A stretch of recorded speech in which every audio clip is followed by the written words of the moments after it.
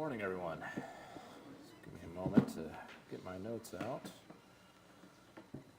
It's good to be here with you all this morning, and I know that there's some illnesses, sicknesses going around, and maybe some are listening from home that are sick, and we do miss you. We know that a fair share of that has been going around, but for those of us that are healthy, it's always just a privilege to be here on a Sunday morning and to worship God and encourage one another. As John already said, I want to talk about doubt. And, for me, growing up, I feel like I never really struggled with doubt until I started training to become a preacher, which is kind of interesting. I didn't tell people that when I was training to be a preacher. But when you begin training and studying God's Word to go out and preach it to the world, you begin to think through things maybe a little bit differently than what you would in the past. You're beginning to think through things from the standpoint of, how am I going to defend this? How am I going to convince others that Jesus was raised from the dead, that God is real? And as I was thinking through those things, I started to, really it was the first time I was thinking through them. And I began to ask myself, am I convinced of this? And it turns out that if you're not really thinking through your faith, then there's not going to be any occasion to doubt. But in my case, when I began to think through these things, I began to experience a certain level of doubt. And that's not a unique experience. My experience is not unique. Although some people, when we struggle with doubt, that's a mistake that we make. We think that, maybe we're the only ones in the room that are actually asking the tough questions. We're the only ones in the room that are capable of critical thought. And actually, it can become quite an arrogant thing in our own minds to think that I'm the only one that wrestles with these doubts and nobody else has ever wrestled with these things, at least not the people that now believe in these things. And the reality is, not only do we realize that's not a unique experience to one another, but when you read through the Bible, you do come across people that are struggling with doubts in all sorts of different areas. I read the book of Ecclesiastes, and there you have Solomon, and it seems like he is a man that is working through his doubts as to what is the meaning of life, and this life that he had built for himself. What does it all amount to? And kind of dealing with that existential question that so many people wrestle with. Or how about the book of Job, as was mentioned this morning? I appreciate the Lord's Table talk this morning. That's so well done. But it's so interesting and funny to me that there are people out there that will raise the problem of suffering. And why are there these people who are innocent that suffer for no reason? You didn't think of that one before, did you? There's a whole book. It's called the book of Job that highlights characters that are wrestling with that exact question. So often our doubts, they are questions that people have been wrestling with and have been coming across for millennia, since the beginning of time. And sometimes we're so arrogant to think that we are the first ones to ever ask those questions. But I'll tell you this, the Bible makes greater claims than to answer the problem of why suffering exists, or to answer the question as to what the meaning of life is. I do believe that we come across answers to those types of questions, but the Bible makes this great claim. The greatest claim the Bible makes is that there's life after death, and we know that there's life after death because Jesus of Nazareth rose from the dead. That is an incredible claim. And now us living in this world where it's actually kind of a rare point in human history where it is rare, it is uncommon for people to believe in supernatural.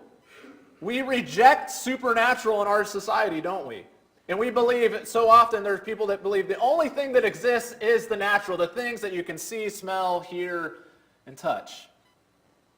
And so when we come across this claim that Jesus was risen from the dead, it seems almost inevitable that that kind of naturalistic mindset and philosophy is going to seep into our own hearts, and we're going to struggle with doubts over this great claim that the Bible makes. We're going to struggle with disbelief. We're going to struggle with skepticism, and maybe sometimes those things come and go.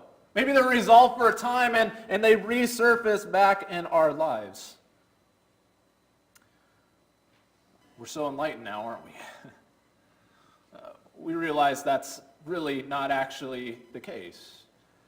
And so to highlight this whole issue and to prove further that we're not unique in this, I want to begin this morning and I want to talk to you about who the original doubters were of the resurrection. That we actually read of people in the Bible when they're first hearing about Jesus being risen from the dead, the very first people to hear of Jesus risen from the dead, and we see their response.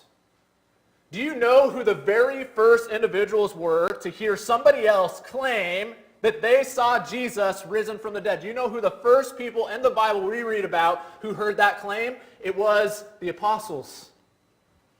Because it was the women that saw Jesus. It was Mary Magdalene. She sees Jesus risen from the dead, and she rushes back to tell the disciples this good news about Jesus and how she just saw him and just conversed with him. And she tells all the disciples, and what does it say? They thought it was idle tales. They didn't believe.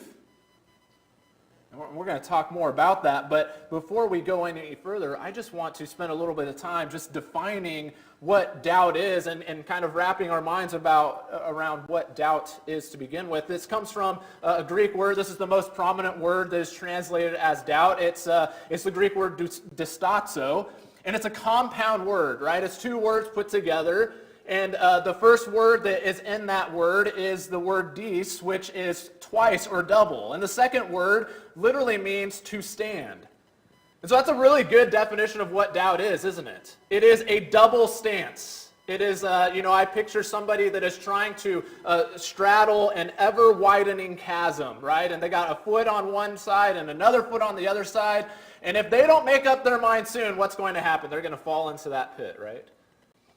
And that gets at so well what doubt is, that often it is us vacillating between two opinions, or holding two opinions and trying to work through which one is true. And despite what we often think, doubt and faith are not mutually exclusive from each other. That so often, at least for a time, temporarily, these two things can coexist. They can exist or both together at the same time. Let me give you an example of this in Matthew chapter 14 and verse 31. What do you have there? You have Peter, who we often knock him in this story because he's the one that gets out of the boat. But where's everybody else in the story? They're in the boat, right? So Peter gets credit for getting out of the boat. And he's walking on the water with Jesus. And all of a sudden, what does Peter see? He sees this great wave, and he begins to panic, takes his eyes off Jesus, stops trusting Jesus, is focused on how he could possibly drown, or you can imagine all the things going through his mind, and he begins to sink, and Jesus reaches out his hand and rescues him before that happens. But what is it that Jesus says in Matthew 14 and verse 31? He says, "O you of little faith, why did you doubt?" There's no question that doubt and faith, those are not two things that we want to coexist together. But what I want you to see here is that Peter, it's not as though he had no faith in that moment. But he did experience doubt. And maybe that faith was weak and it was little, but there was still faith there, but it was commingled with doubt. What about Mark 9 and verse 24? Although the word doubt isn't used, I think the idea is conveyed where you have Jesus, who is about to heal a man's son who was suffering from basically what we might think of as epilepsy, but he had this demon. It was causing him to throw himself into the fire, and he was dealing with this for years. And Jesus is asking the kid's father, "Do you believe that I can heal your son?"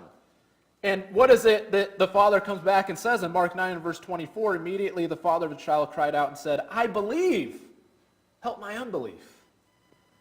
Those are two ideas that seem even more contradictory. You have a man who confesses belief that Jesus can do this, but he also confesses at the same time there is a part of him that doesn't believe. And here's a man that is wrestling with doubt. He has faith, but he also has these questions about whether or not Jesus can legitimately do this. And of course, we know how the story ends, that he in fact can.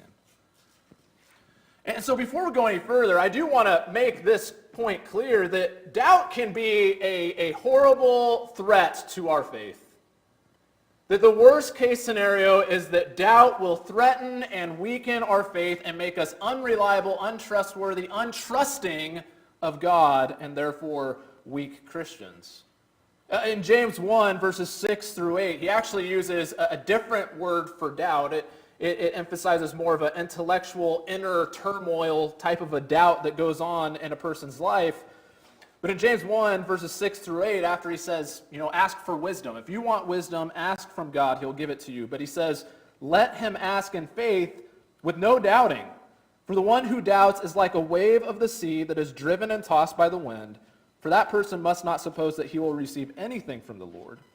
He is a double-minded man, unstable in all his ways. And to me, when I read that, James is conveying that when doubt becomes our mode of life, there are people that call themselves skeptics, that is their life philosophy. They are skeptical of everything. When our mode of life becomes constantly questioning God and whether or not he is able to give to us the things that we want him to give to us or the things that we know that we need, that is a recipe for a very unstable life in the Lord. And so Jimmy, a week ago, was talking about Elijah and the prophets of Baal. And what did he say? How long will you go limping between two opinions?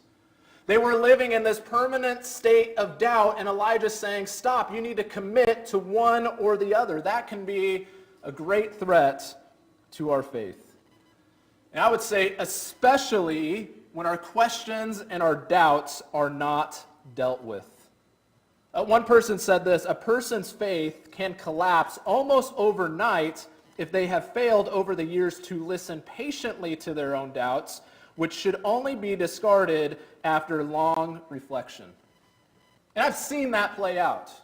We're once studying with an individual, and I've mentioned this story before, but he was having a crisis of faith, and the way he described that he got to that point where he was even questioning if the Bible's true, if God is real, he was questioning the whole 9 yards. The way that he got there was basically he said, I had a series of questions that popped up over my life, and every time I had a question or a doubt, I would just scoot it under the rug, and I would say, you just got to believe.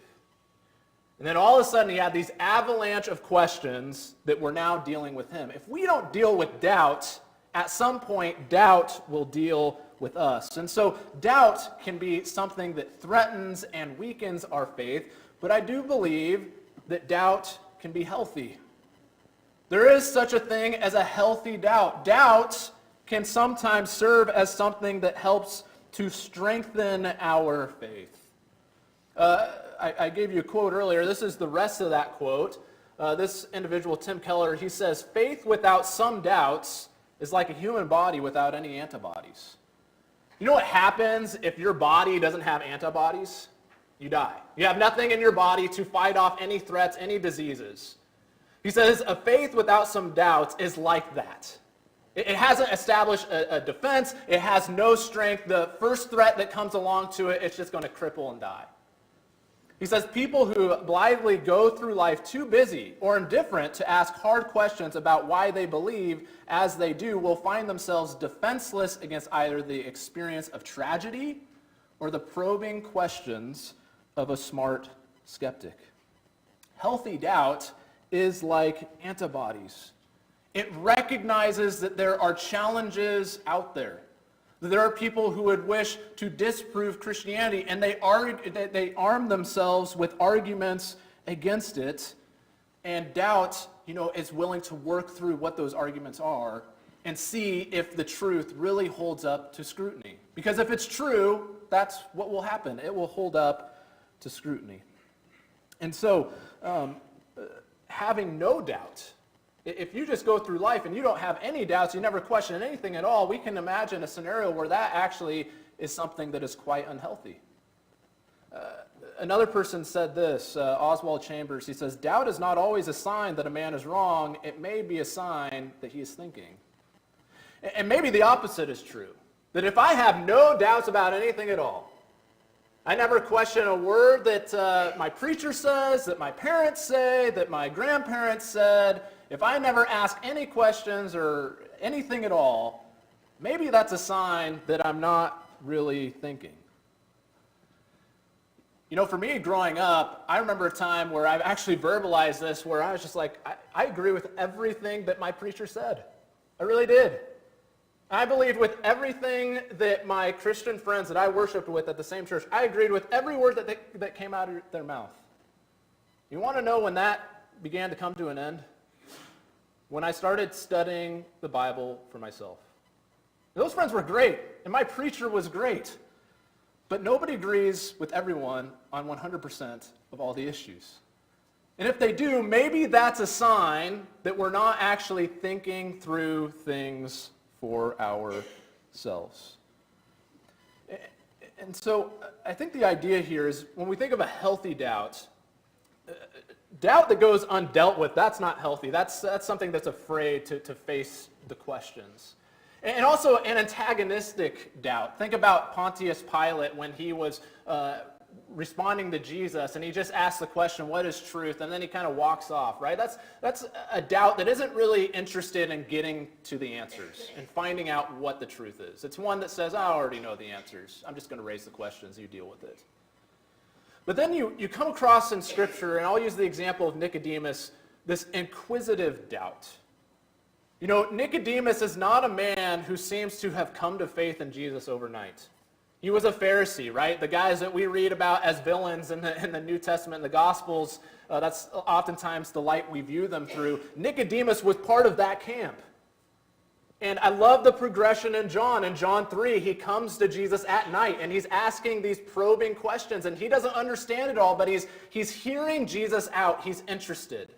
He wants to hear more about what he has to say. And then in John 7, when all his Pharisees that he's gathering with, Nicodemus is amongst them, and they're plotting, how are they going to capture and kill Jesus? And it's Nicodemus that speaks up and says, listen, shouldn't we give him an opportunity to explain himself? Aren't we going to hear him out and listen to what he has to say? And he's actually defending Jesus, wanting him to have his day to explain himself and listen to him further.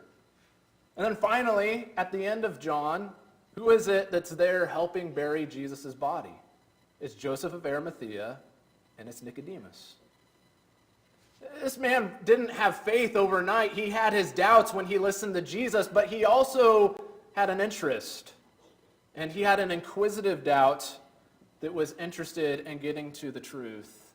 And I believe that Scripture conveys that he found it at the end of John's Gospel. But enough talking about Nicodemus. What about the apostles? They are, in fact, the original doubters. And I say that because you can't doubt something that you haven't heard or known about. Right? When Jesus is risen from the dead, he might have kind of vaguely alluded to that and talking to the Pharisees, telling them, I can destroy the temple and build it in 3 days. They didn't know what he meant by that. But the disciples were the first ones to hear about Jesus being raised from the dead. And in fact, they were told in a couple different instances, they were told before that it would happen. Jesus expressly tells them, and there's actually several passages in Matthew 17, verses 21 through 23, when they are gathering in Galilee, it says, Jesus said to them, the Son of Man is about to be delivered into the hands of men, and they will kill him, and he will be raised on the third day. There it is. Plain and simple. I'm going to go to Jerusalem, they're going to kill me, and I'm going to be risen on the third day. And this wasn't a one-off thing. When you read Mark's gospel, Mark records 3 different instances where Jesus told his disciples the exact same thing. In fact, one of the references, Mark adds this detail. It says that Jesus told them plainly. He told them straight up, here is what's going to happen when I go to Jerusalem. I'm going to be killed, I'm going to die, and I'm going to raise from the dead 3 days later. They were told that Jesus would rise by Jesus before any of these events took place. Jesus predicted it himself. But then they were the first to find out about this after everything had happened. And so in Luke 24 and verse 11, we're told that Mary Magdalene and the other women, they come to the disciples and they tell them, we saw Jesus risen from the dead.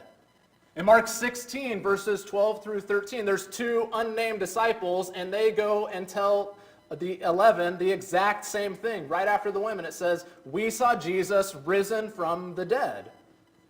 And the most famous example is Thomas, right, who's earned the moniker, unfortunately, Doubting Thomas. But Thomas wasn't just told by the women. Or told by two unnamed disciples. Who was Thomas told by that Jesus rose from the dead? Who told Thomas that? It was the other 10 disciples. These 10 individuals that he had spent the last 3 years with came in and tell Thomas, we just saw Jesus risen from the dead. And so they were told before that it would happen, and they were the first ones to hear about this after it happened from various witnesses. And as it turns out, they were the first to doubt it. They hear about this. They hear these witnesses all come to them one by one. And what are we told in Luke 24 and verse 11? These words seemed to them an idle tale, and they did not believe them. Mark 16 verse 13, and they went back and told the rest, but they did not believe them. And then John 20 and verse 25, where Thomas is being informed of this, it says, the other disciples told him, we've seen the Lord, but he said to them, unless I see in his hands the mark of the nails, and place my finger into the mark of the nails, and place my hand into his side, he says, I will never believe. These are the original doubters. And we look at them, and we're tempted to say of people in the first century and of the 11 disciples, because remember, we're forgetting about Judas, but the 11 disciples, people look back and they say, well, maybe they were convinced of this because they were naive. You know, people back then, they were just inclined to believe in such things. After all, they lived in a supernatural society where they witnessed miracles, and you know what? There's a point to be made there. What had the disciples seen during Jesus' ministry? How about a couple resurrections? How about the most notable one was Lazarus, and Jesus just raises him by telling Lazarus to come out of his tomb? You know, I tell you what, if you put together all the evidence, one would think that if you heard the guy, if first of all you saw a guy raise somebody from the dead, and then you hear that guy say, hey, I'm going to be killed, but then I'm going to rise from the dead, and then you have witnesses after that come to you and say, hey, we saw Jesus risen from the dead, you'd think they would put 2 and 2 together and conclude, hey, maybe this is true. And yet, that's not what they do. They don't put any of that together. And they hear all these witnesses and they say, I don't believe it. And Thomas says, roundly, I will never believe it unless I touch the scars myself. It's like Jesus found the most skeptical guys he could have found in Israel at that time. That none of that was enough. And so we need to do away with this idea that the apostles were somehow gullible or naive, or that they just bought into some con easily.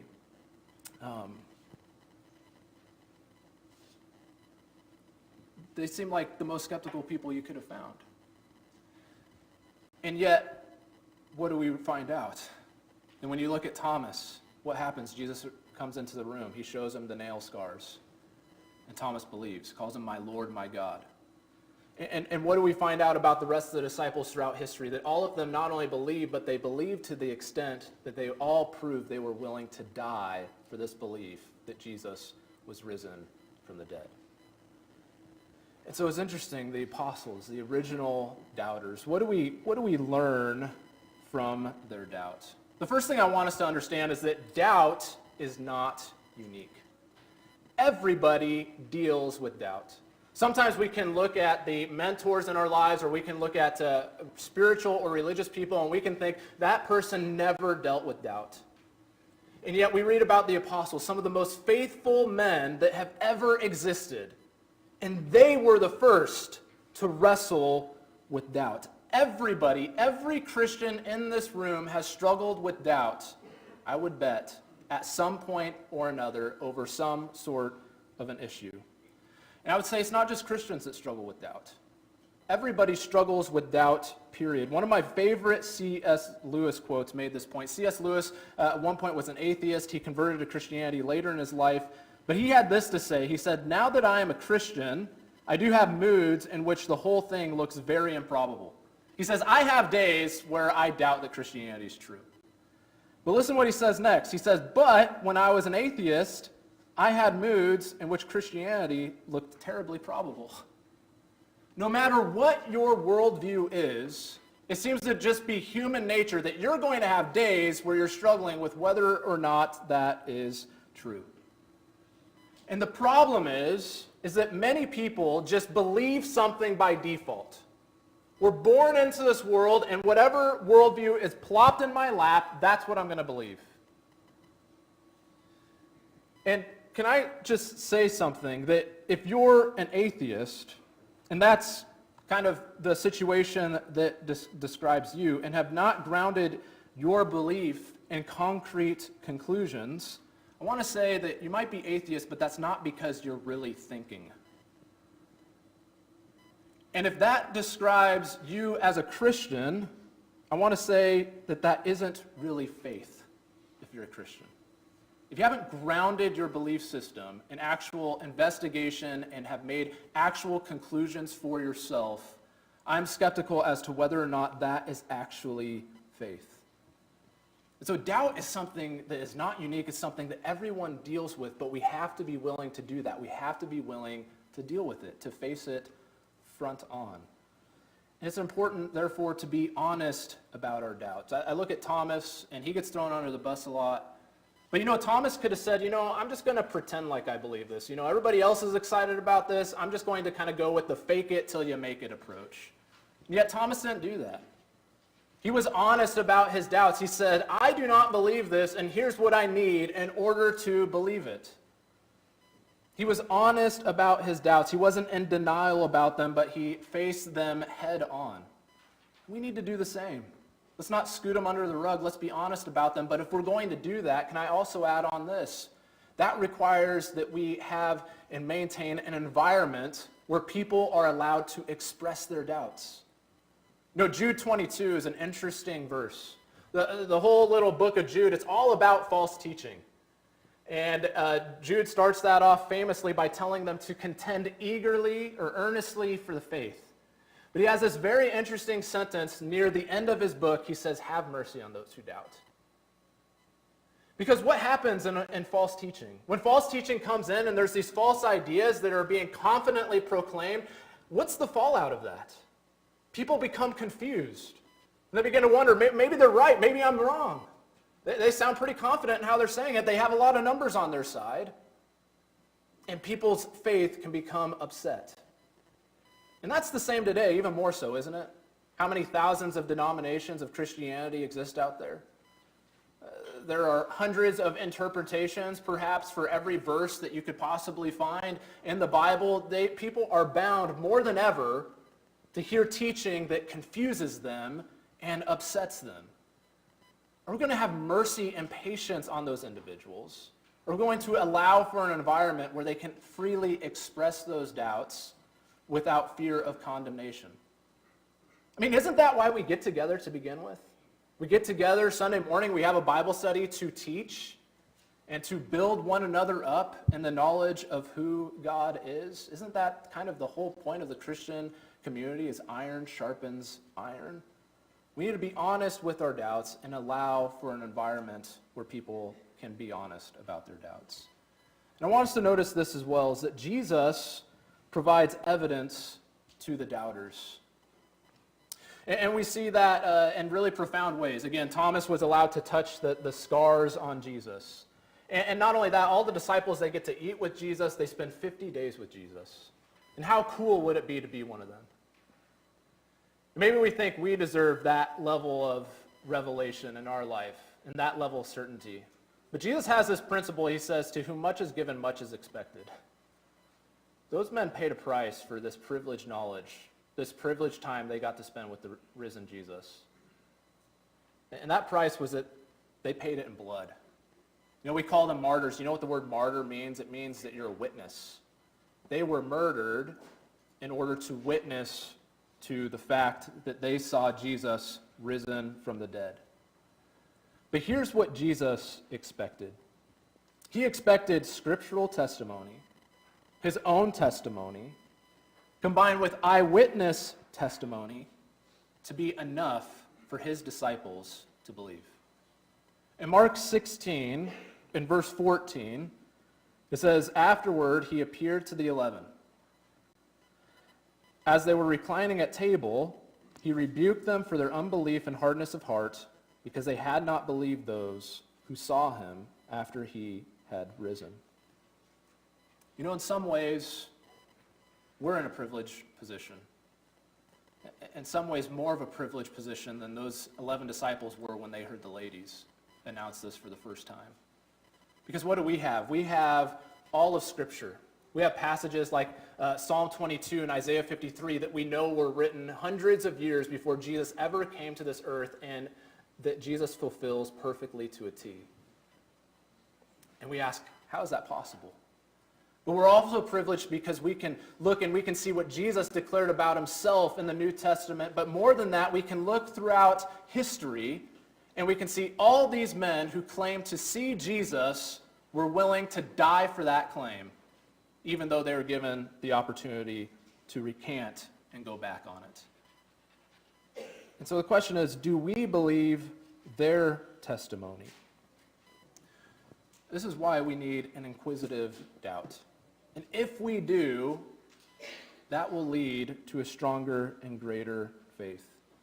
You know, it's interesting, in Luke chapter 24, it tells us again that these women, they came and they told the disciples that they saw Jesus risen from the dead, and it said all of them thought it was idle tales, they didn't believe. But then in verse 12 it says, but Peter rose and ran to the tomb, stooping and looking in, he saw the linen clothes by themselves, and he went home marveling at what had happened.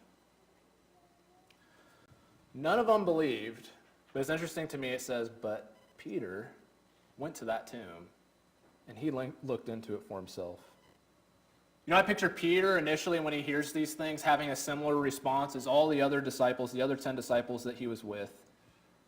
But I picture him in his mind's eye simply asking this question: what if I'm wrong? What if these ladies are right? And with that question, he went to the tomb and he looked into it for himself. He had an inquisitive faith. And he went away marveling when he went to that tomb and he saw Jesus wasn't there. And so, if you're not a believer, I do have a little bit of a challenge to you. And I'm going to put it kind of bluntly. Are you mature enough? Are you wise enough? Are you man enough? Are you woman enough to look into this? Will you be like Peter? And if you have doubts, will you make it an inquisitive doubt? Are you actually interested in knowing the truth? Was the tomb really empty? Are you willing to ask that question and look into it and find answers? Did Jesus really exist? Was he a real person? Are you willing to look into that and find answers? Are there good arguments for God's existence? Did the apostles really believe they saw Jesus? Or were they lying? If you don't believe in Jesus, in the theme of keeping with the theme of doubt, let me plant a little bit of doubt in your own mind. This is not a reason to believe, but Pascal's wager is kind of a famous thing. He says, let us weigh the gain and loss in wagering that God is. He says, let's consider this as a wager. If God is, what do we lose? What do we gain for believing in him? He says, let us estimate these two chances. If you gain all. If you lose nothing.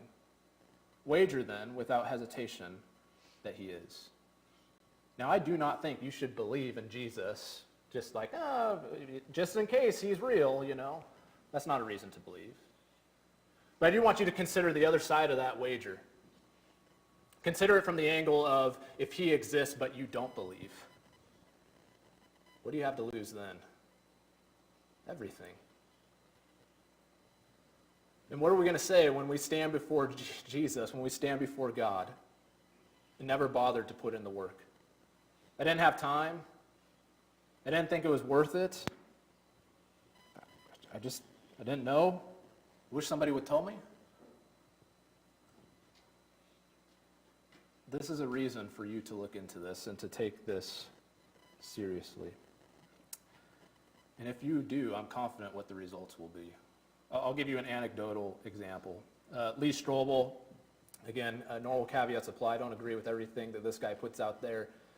But his background was he was an investigative journalist, and actually a pretty good one at that. He worked for the Chicago Tribune at one point or another. He won an award for one of the stories that he had done when he was in his late 20s. And when he was in his late 20s, his wife converted to Christianity. And that really bothered him. He did not like that. And so he said, I'm going to use my skills in investigative journalism, and I'm going to disprove Christianity. And so he looked into this for 2 years. And he interviewed renowned scholars, historians, theologians, philosophers, medical examiners, medical researchers. And here's what he concluded. Here's what he had to say. He said, I spent 2 years looking at the evidence, and in light of what I consider to be an avalanche of evidence that points so powerfully toward the truth of Christianity, I came to the conclusion that it would take more faith to maintain my atheism than to become a Christian. He says it takes more faith to be an atheist than to be a Christian. This was somebody that set out to disprove Christianity, who was himself an atheist. And so I want to encourage you, if you're young, if you're old, don't be afraid to ask questions, because if Christianity is true, it will hold up to good and honest scrutiny. And so if you're here this morning and you have questions or you have doubts and you would like to discuss that with us, or maybe you've come to a point in your life where you're certain that Jesus is Lord and that he was risen from the dead, and you would like to have your sins washed away by confessing his name and being baptized. If you have any need that we can help you with at this time, you can meet me in the back as we stand and sing the song of invitation.